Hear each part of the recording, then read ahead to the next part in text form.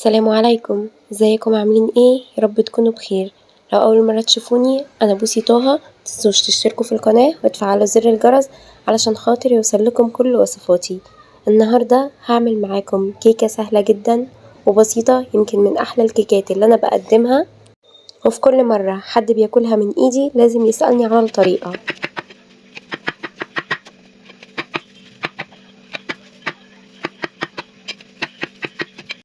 هنعمل النهاردة كيكة الرواني الهشة من غير دقيق بسبوسة ولا اي حاجة ولا مكونات خزعبلية، هتبقى بمكونات موجودة في كل بيت. هتطلع معاكم هشة بقى وطرية جدا بالشكل اللي انتوا شايفينه ده. ممكن تضيفوها للاولاد في اللانش بوكس، ممكن كده تستخدموها كسناك مع كوباية شاي بلبن كده او كوباية شاي سخنة، هتنسوا بيها الدنيا. يلا بينا نبدأ مع بعض الطريقة. في البداية حلة صغيرة بضيف فيها كوباية كبيرة كده من السكر، وعليها كوباية وربع من المية، والمية بتكون بدرجة حرارة الغرفة، والكوباية اللي أنا بعاير بيها السكر هي اللي أنا بعاير بيها المية. شايفين نزلت بيهم كده على بعض بدون أي تقليب، ما بقلبش خالص يا جماعة. في الوقت ده معايا بقى عصير ليمونة بعصرها كده بالشكل اللي انتوا شايفينه ده. أنا كده بعمل العسل أو الشربات أو المعقود زي ما بتقولوا. هو بصراحة ليه مسميات كتير قوي. برفعه بقى على النار، بسيبه يغلي معايا حوالي من 5 ل7 دقايق بالظبط. انا مش عايزاه يكون تقيل معايا. بعد كده اول ما يوصل معايا للشكل ده برفعه من على النار، وهوريكم شكله لما يبرد. في الخلاط بقى معايا كوباية من السكر، وعليه كوباية من اللبن بدرجة حرارة الغرفة، وكمان كوباية الا ربع من الزيت. كل المكونات اللي انا بستخدمها لازم تكون بدرجة حرارة الغرفة. كمان معايا 3 بيضات كده متوسطين. لو البيض بتاعكم كبير ممكن تستخدموا بيضتين 2 بس، انا البيض بتاعي كان صغير فاستخدمت 3. ضفت عليهم كيسين من الفانيليا، وكمان نص معلقة صغيرة كده من الخل الابيض. والخل مهم جدا، بيديني هشاشة كده للكيك وبيخلي لونها يكون ابيض. كمان معايا كوباية كده من الزبادي، انا بصراحة كنت عاملة زبادي بيتي، هسيب لكم الطريقة بتاعته في نهاية الفيديو. لو مش متاح زبادي بيتي ممكن تجيبوا علبة زبادي عادي جدا، وبرده تكون بدرجة حرارة الغرفة. الكوباية اللي انا بعاير بيها كل المكونات بتاعتي بتكون كوباية واحدة بس، علشان خاطر النتيجة تطلع معاكم هايلة. ضربت بقى كل المكونات دي كده مع بعضها. معايا اول كوباية من الدقيق بضيفها كده كلها بالشكل اللي انتوا شايفينه ده.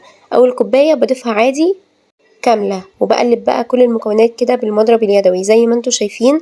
ضفت عليها بقى كيس واحد كده من الكيك شيف، والكيك شيف بيديني طراوة حلوة قوي للكيك، احلى بكتير من البيكنج باودر.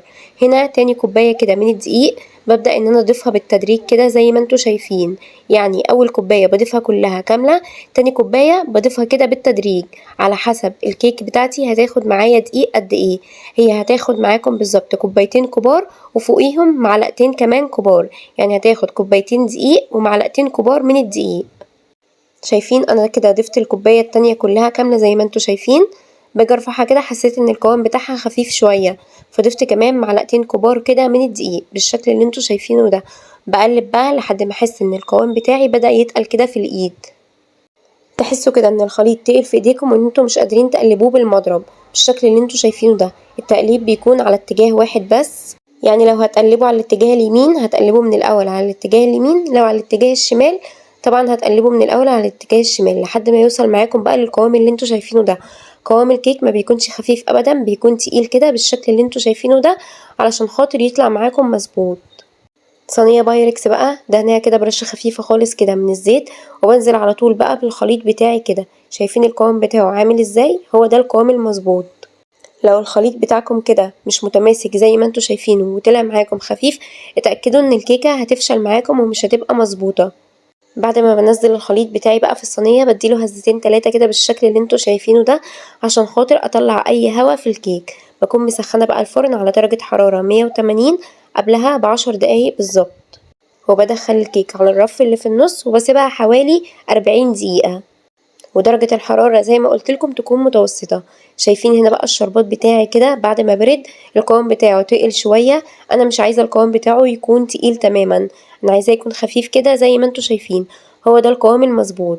بعد 40 دقيقة بالظبط خرجت معايا كده من الفرن.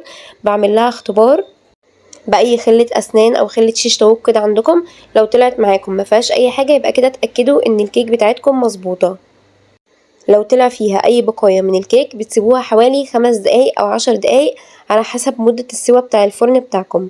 الكيك بتاعي بقى بيكون سخن جدا، والعسل او الشربات بتاعي بيكون بارد تماما، لازم يكون بارد تماما، يعني الكيك بيكون سخن والشربات بيكون بارد تماما.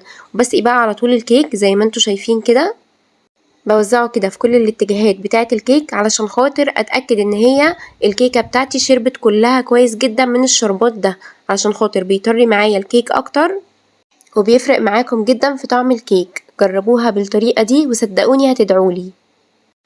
اول ما بتسقوها تلقائي بتطرى معاكم كويس جدا، هي اوريدي اصلا طالعه معانا طريه كويس جدا، بس بصوا اول ما بتنزلوا الشربات بجد بتطرى معاكم كويس قوي.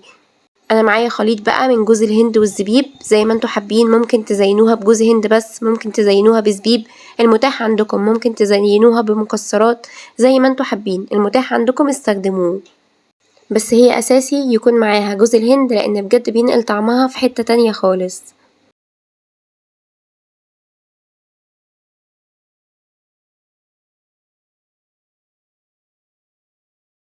شايفين قد ايه بقى الكيك هشة معانا جدا ومرتفعة، مفيهاش ولا غلطة، بجد ريحتها هتقلب البيت كله، مش بعيد الجيران كمان يشموها ويقولولكم اعملولنا زيها. هستنى منكم بقى ان انتوا تجربوها وتكتبولي رأيكم في الكومنتات.